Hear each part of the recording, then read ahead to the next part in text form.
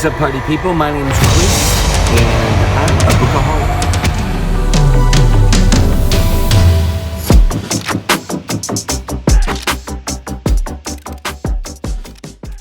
Hey, today I want to do a lot with kind of science fiction fantasy. Just talk about some books that are on my list that I'm reading and that I'm hoping to read. So this isn't by any stretch of the imagination a TBR for the new year, but it's very probable that a lot of these are going to show up. And I just want to also give a little high praise to a few authors that have sent me a couple copies, and just want to recognize them. And the first is Jonathan Navarre. Forgive me if I didn't say that right. But I'm super geeked about this book. This is the new installation, To Spy a Star, an Agent Renault adventure. Now, I've seen this a little bit out there in the BookTube community, and when Jonathan contacted me, I kind of thought this could actually work for me really well. So I actually hadn't read the first book in the series yet when he sent this. So I'm personally really looking forward to giving this a go. And honestly, I do think that this is really up my alley. So Agent Renault plays cloak and dagger against her most formidable opponent yet. A ruthless and cunning expert at cards and more deadly arts besides, and aided by her eccentric agency team and armed with state-of-the-art gadgets, she crosses the galaxy on a quest to bring down her elusive foe. So when a legendary criminal organization rises from the shadows, the game of galactic cat and mouse leans in her adversary's favor. Laline's secret agent Finesse kicks into overdrive as she races to solve a devious conspiracy before a wave of terror crashes across the stars. But a specter haunts the agency's halls, whispering secrets from its past, and allies and enemies alike wear masks in the espionage game. Laline, forgive me if I'm saying that wrong, must decide who to trust if she hopes to take down a sinister and vengeful mastermind before it's too late. So that's the premise. I feel like this book is going to be awesome. It looks cool. I mean, I know that, I come from the old days when you weren't supposed to judge a book by a cover. And even though we all did, you pretended that you didn't. But I do like, I love the cover, and it looks awesome, and it feels great. I know that seems weird too, but if you're a book person, there's something about the way a book feels in the hand, and the font is really pretty readable as well.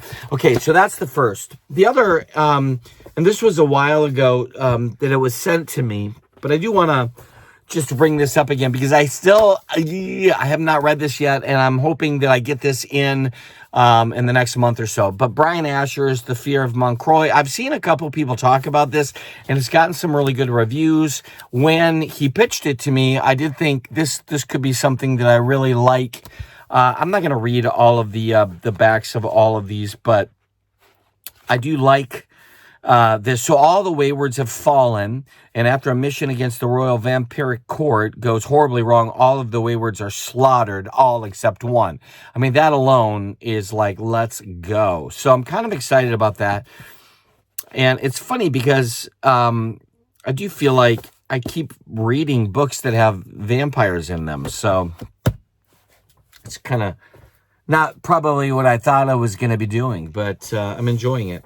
Partly because I think I saw on Mike's book reviews them talking about this, and my son is super into anime and manga. I decided to give two new mangas a try. Jujutsu Kaisen, and I know that for many of you, you're like, what do you mean? This is your first time? Yeah. So I've not read this. And actually, I struggle with reading manga. And I think I struggle with it because I am a super character-driven reader. Like, I want to know a character. And I feel like they love the battles in these, and it can be super exaggerated. And I'm not sure I'm the audience, but I am a person who will given to FOMO, right? Fear of missing out. And so I do feel like I need to give that a try. And the other was Demon Slayer. And again, you know, some of you are like, what are you talking about? Is this your first time? And the answer is, yeah, this is my first time reading this stuff. I've never read it. Don't hate me, but I'm going to try. Okay. So we'll see what happens. Now, one book I know I'm loving and I'm going to love. I bought this, the Drgs of Empire, A Tale of the Sun Eater. And, you know, the truth is that Empire of the Sun was fantastic. And everybody that you've heard talk about it has raved, right?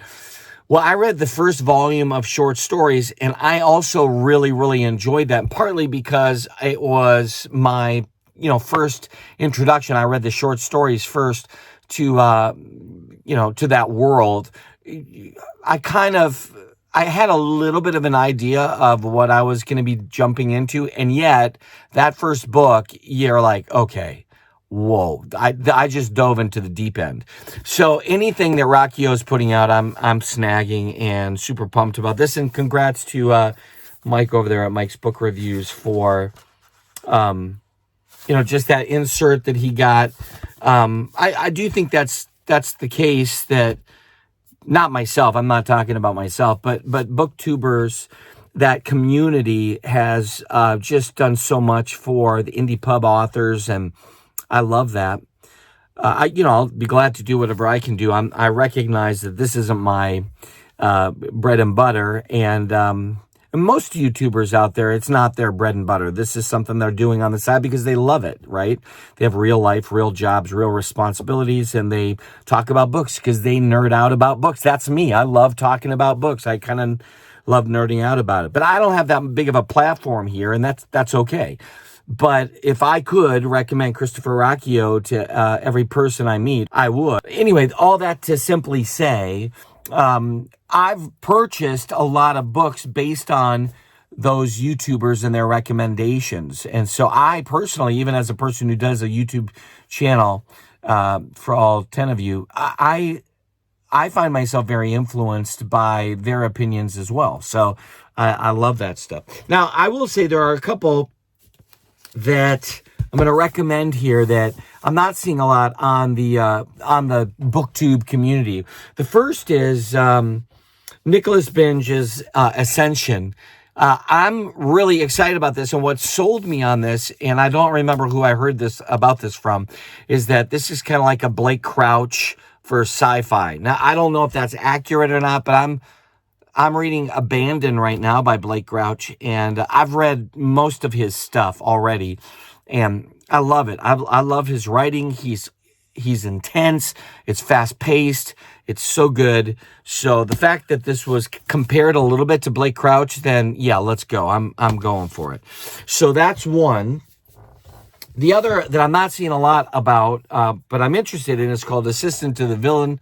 I don't know anything. I literally know nothing about this, except I'm assuming it's about a person who's an assistant to a villain. Yeah. This little frog on the front. Help. I know I'm late to the game. Combat Codes. Everybody's raving about that. They love it. Alexander Darwin's, crushing it. Number 2 is already out. Number 3 is slated, I think, to come out. I thought maybe around April. But yeah, I'm going to jump into this hopefully here in the next month or two. Why? Because I don't want to miss out. That's why. Fear of missing out, right? The Final Girl support group. Okay. Here's the reason I'm going to read this, okay? I'm almost a quarter of the way through this. And so My Heart is a Chainsaw, Stephen Graham Jones. I don't know what I think about this yet. Partly, I'm not sure I'm digging the main character. But I get it. I get it. So, and I'm enjoying enough, and it's different enough from what I normally read that I'm going to continue to read this. So My Heart is a Chainsaw. And in this, of course, you're talking this perspective of a teenage girl, the final girl, and the slashers and, all of that kind of stuff. So this Grady Hendrix had the final girl support group, which honestly I think is such a hilarious concept. And I've read most of everything Grady Hendrix has done anyways. So, I've got the second here for the, Don't Fear the Reaper by Stephen Graham Jones, which I'll probably, if I like the way that My Heart is a Chainsaw ends, then I'll go after this, because this is, of course, book 2, and it's going to be a trilogy. So the last author, that I want to talk to you about is, he's a favorite author for me. I'll buy all his stuff, and I'm really interested in, first of all, I love the way that he writes. He has super flawed, broken characters. They're almost anti-heroes to a degree, but I can't stop with him. And his name is Joe Clifford. And Joe Clifford has written a number of books. And if you've never heard of him, let me introduce you to a guy that's so good. Small town kind of perspective. He can make you feel the cold. I'll tell you, with the snowstorms and with the small town living and the shenanigans that happen with all of that. And I know you're thinking, well, I don't know if I'm going to be interested in it. This guy's a pro. All the people out there that are super in the zone when it comes to mysteries and some great classic authors. I actually heard about, they all are raving about him. That's what I'm trying to say. But I heard about this guy, Joe Clifford, first from David Morrell, who's probably the top 2-3 favorite authors of all time for me.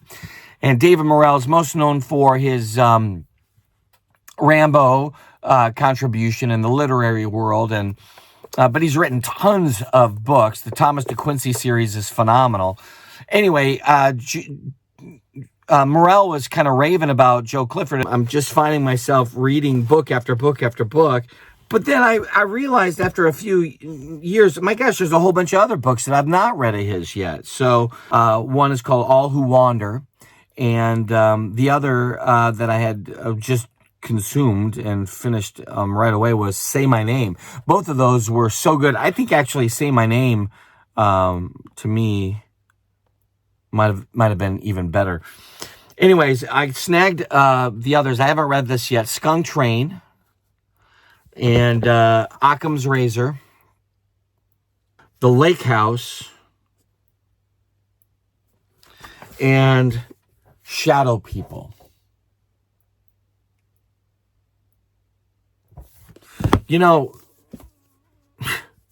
I think he's probably most known for Junkie Love, at least initially. That was kind of his big, coming out book. The J. Porter series is is this kind of mystery series. A lot of people have, likened him to Dennis Lehane and, even Gillian Flynn and Michael Connelly with the Bosch novels. But I don't know. I just really like the way that Clifford writes. This is kind of cool. The Skunk Train actually was a signed copy that I found on Pango Books. So that was pretty awesome. So anyway, I think that when I was reading through the J. Porter series, I found myself really just kind of loving that character, even though he was so flawed. And, maybe for many of you out there, you're looking for a new character to get a hold of. I would recommend the J. Porter series. And Lamentation, December Boys, Give Up the Dead, Broken Ground, and Rag and Bone are the books in that series. So, all right, so that's it. I hope you're good, and thanks for tuning in. So I love this stuff, and I hope you do too.